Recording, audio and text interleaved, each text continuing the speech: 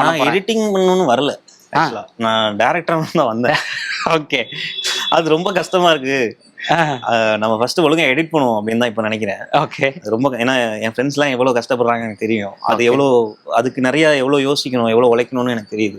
அதனால இதை ஒழுங்கா பண்ணணும்னு தான் யோசிச்சு நான் லிமிட் பண்ணிக்கிறேன். இதுக்கு முன்னாடி நான் காலேஜ் படிக்கும்போது டைரக்ட் பண்ணணும்னு வந்தேன். டைரக்ட் பண்ணிட்டு இருக்கும்போதே காலேஜ் முடிக்கிறதுக்குள்ள ஒரு 60-70 ஷார்ட் ஃபிலிம் எடிட் பண்ணியிருப்பேன்.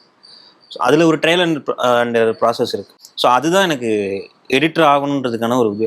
நான் தான் காலேஜ் படிக்கும்போது எனக்கு இருந்த உச்சக்கட்ட கோல் என்ன ஆயிடுச்சுன்னா, எடிட்டர் ஆகணும்னு முடிவு பண்ணது பிறகு நம்ம வந்து ரூபன் சார்ட்டையோ விவேக் கிருஷ்ணன் சார்ட்டையோ அசிஸ்டண்டா எப்படியா ஜாயின் பண்ணணும் அப்படின்றது தான் எனக்கு இருந்தது. ஓகே. கரெக்டாக நான் காலேஜ் முடிக்கிறேன். எருமசாமின்னு ஒரு யூடியூப் சேனல் வந்து ஃபேமஸ், என்னோட சீனியர்ஸ் ஆரம்பிச்சாங்க. அந்த சேனல்ல வந்து உங்களோட சீனியர். ஓகே. அந்த சேனல்ல ஒர்க் பண்ண ஆரம்பிச்சேன். அப்புறம் ஓட முடியாதுன்னு ஒரு ப்ராஜெக்ட் அசம்பிள் ஆச்சு.